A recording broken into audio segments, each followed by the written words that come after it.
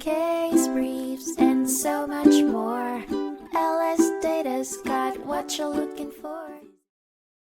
In Campbell v. Bozeman Investors, a 1998 Montana Supreme Court case, Jeannie Rosseland Campbell filed a personal injury lawsuit against Bozeman Investors and Patrick Lund following a car accident.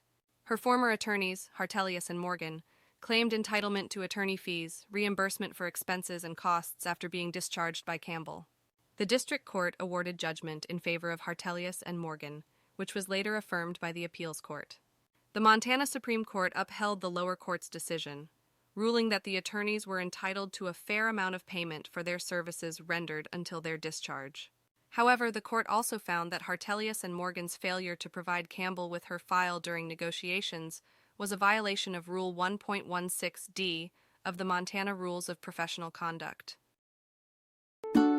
Case briefs, and so much more. LSData's got what you're looking for. Visit lsd.law, elevate your mind. Leave the stress of class.